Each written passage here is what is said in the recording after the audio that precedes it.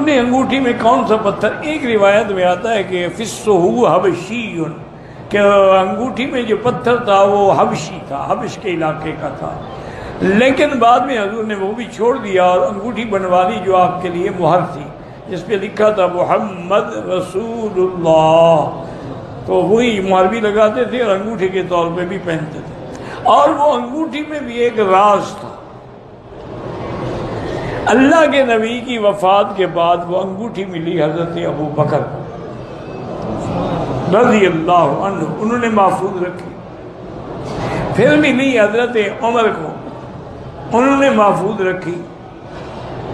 پھر ملی حضرت عثمان کو، انہوں نے بھی محفوظ رکھی، لیکن ایک دن اتفاق سے بیر عریس قباء کے قریب ہے، وہاں بیٹھے ہوئے تھے تو آپ انگوٹھی سے جیسے ہوتا ہے نا کھیلتے ہیں آدمی، دیکھتا ہے چیک کرتا ہے، انگوٹھی گر گئی کنویں میں۔ جتنی محنت کی گئی انگوٹھی کو ڈھونڈنے میں پھر وہ نہیں ملی، اور اس کے بعد حضرت عثمان کی حکومت پہ زوال آنا شروع ہو۔ اس انگوٹھی میں بھی یہ کمال تھا اور یہ برکت تھی۔ ویسے بہرحال سونا نہ ہو، چاندی ہو، اور آدمی اس کی انگوٹھی پہنے، اور اس میں پتھر کی کوئی پابندی نہیں ہے، یاقوت پہنے، مرجان پہنے، نیلم پہنے، ڈائمنڈ پہنے، کوئی بھی پہنے، اس کی کوئی پابندی نہیں، لیکن ان کو نفع نقصان کا مالک نہ سمجھے۔